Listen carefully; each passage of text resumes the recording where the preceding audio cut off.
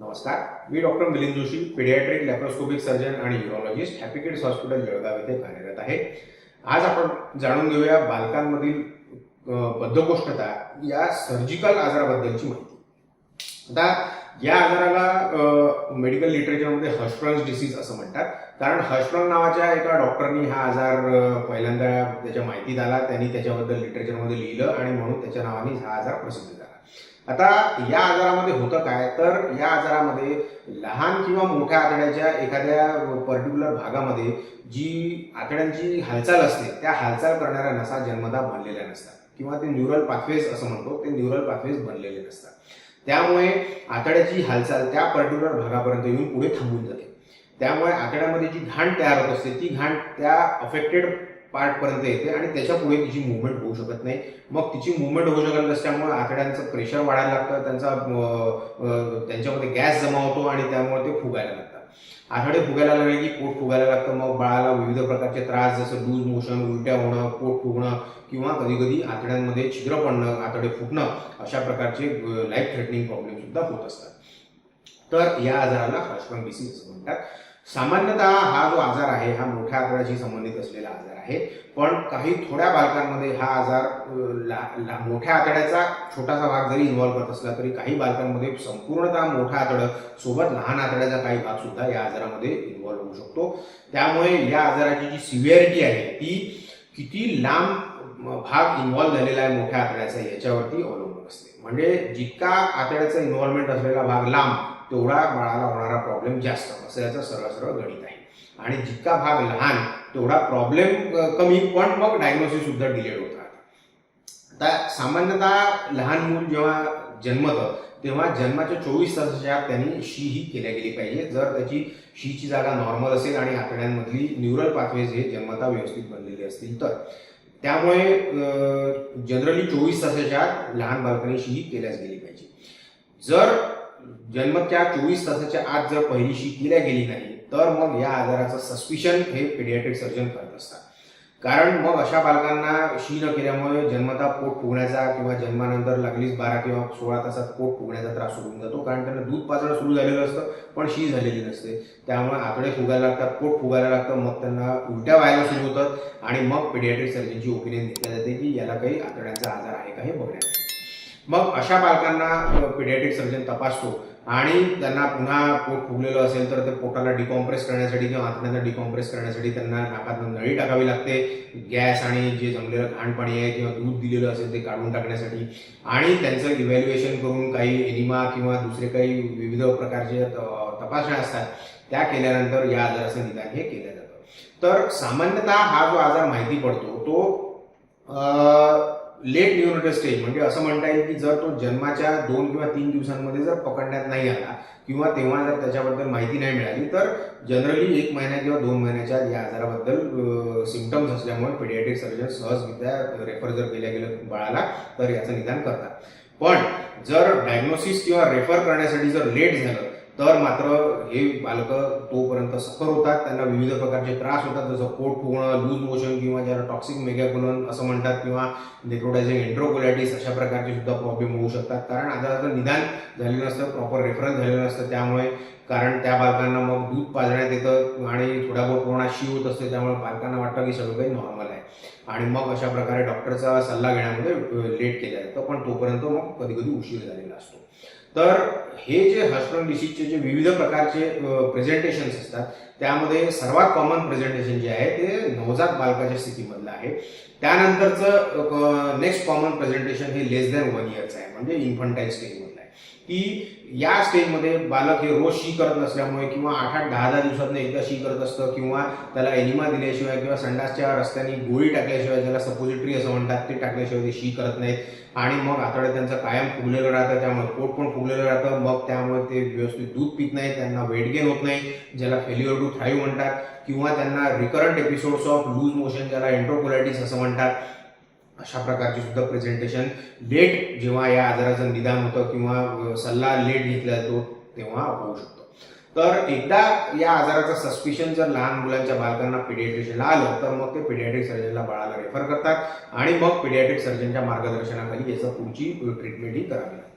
आता या आजाराचं पण सुद्धा वैशिष्ट्य असं आहे की जनरल पॉप्युलेशनमध्ये याचं प्रमाण स्टॅटिस्टिकली जरी कमी असलं तरी ओव्हरऑल आपण भारताच्या पॉप्युलेशनचा जर विचार केला तर त्या मानाने या आजाराच्या पेशंटचा नंबर सुद्धा बऱ्याच प्रमाणात आहे. त्यामुळे हा आजार कॉमन पब्लिकमध्ये माहिती याच्याबद्दलची असणं फार आवश्यक आहे. तर मागच्या आमच्या एका व्हिडिओमध्ये आम्ही कॉन्स्टिपेशन किंवा कब्जियत किंवा बद्धकोष्ठता या आजाराबद्दल माहिती दिलेली आहे. त्याच माहितीचा हा एक्सटेन्शन व्हिडिओ आहे. पण या आजारामध्ये जो बद्धकोष्ठता हा प्रॉब्लेम आहे हा सर्जिकल प्रॉब्लेम आहे, हे लक्षात घेणं महत्वाचं आहे. हा फंक्शनल किंवा ॲक्वायर्ड कॉन्स्टिपेशन सारखा प्रॉब्लेम नसतो. तर हा अॅनाटॉमिकल किंवा स्ट्रक्चरल प्रॉब्लेम असल्यामुळे याला सर्जिकल ट्रीटमेंटशिवाय पर्याय नसतो. तर या आजारामध्ये सुद्धा आता मेडिकल किंवा सर्जिकल लिटरेचरमध्ये बऱ्यापैकी डेव्हलपमेंट झालेली आहे. त्यामुळे stage procedure, single stage procedure, laparoscopic surgery, robotic surgery असं विविध प्रकारचे ऑप्शन्स या प्रकारच्या बालकांमध्ये आता अवेलेबल झाले आहेत. आणि या आजाराचं एक आणखीन चांगलं वैशिष्ट्य म्हणजे एकदा तो डिसीज पोर्शन जो आहे मोठ्या आतड्याचा तो काढून टाकला आणि नॉर्मल आतड्यांची जर हालचाल एकदा व्यवस्थित एस्टॅब्लिश झाली तर मग बालकांना त्यांच्या बद्धकोष्ठता या प्रॉब्लेममधून पूर्णतः रिलीफ मिळण्याचे चान्सेस असतात. फक्त ते वेळीच ओळखता आलं पाहिजे आणि प्रॉपर सर्जिकल ओपिनियन त्याबाबत घेतल्या गेली पाहिजे. म्हणजे थोडक्यात सांगायचं म्हणजे हा एक असा आजार आहे बद्धकोष्ठतेचा किंवा असा एक प्रॉब्लेम आहे बद्धकोष्ठतेचा ज्याला सर्जिकल ट्रीटमेंट ही मॅन्डेटरी आहे.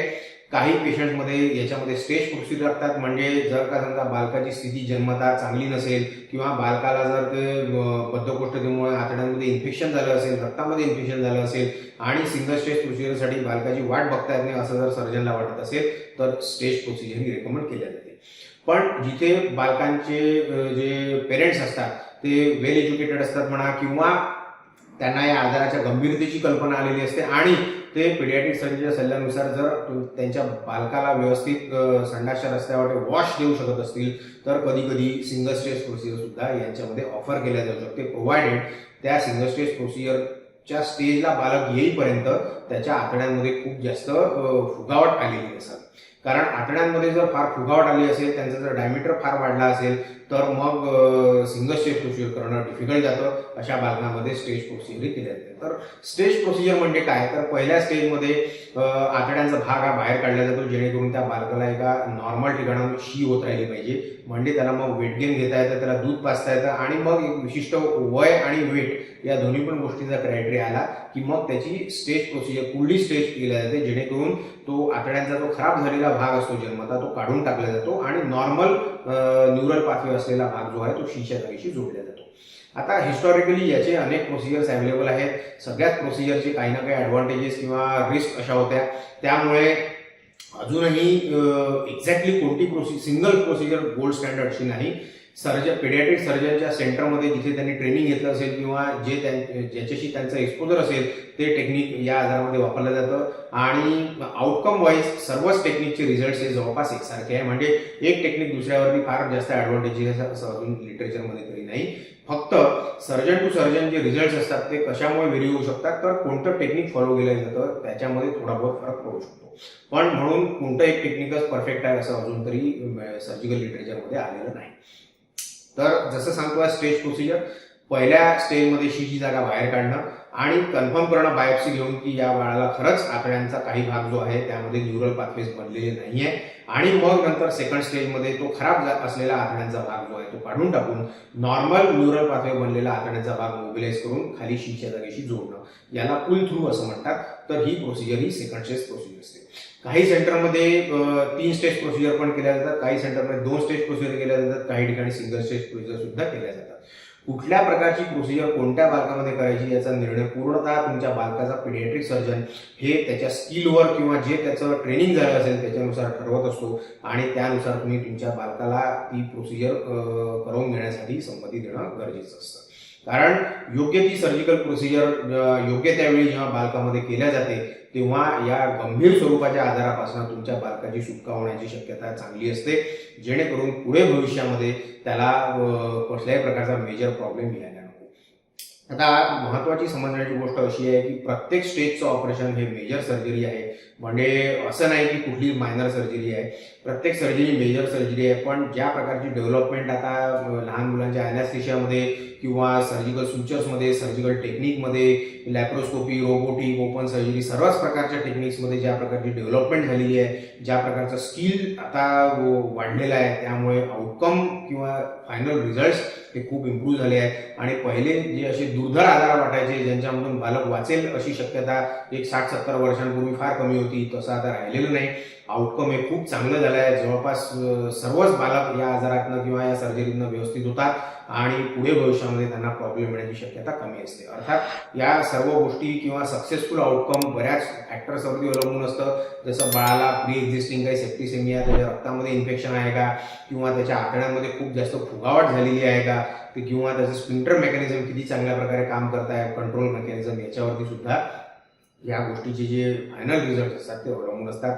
पण तरीही इन जनरल या सर्व शस्त्रक्रिया किंवा हे सर्व सर्जिकल प्रोसिजर्स प्रत्येकच पिडियाट्रिक सर्जनला आता माहिती असल्यामुळे ते त्यांच्या सेंटरवरती ते त्यांच्या पेशंटसाठी ऑफर केलेले असतात. त्यामुळे तुम्ही तुमच्या पिडियाट्रिक सर्जनच्या सल्ल्यानुसार या आजाराबद्दलची माहिती घेऊन आणि त्यांच्या सल्ल्यानुसार पुढे सर्जिकल ट्रीटमेंट ही तुमच्या बालकाची केली गेली पाहिजे. ही माहिती जर तुम्हाला आवडली असेल तर तुम्ही शेअर करा, सबस्क्राईब करा आमच्या चॅनेलला. पुढल्या वेळी आपण जाणून घेऊया अजून एखाद्या आजाराबद्दल.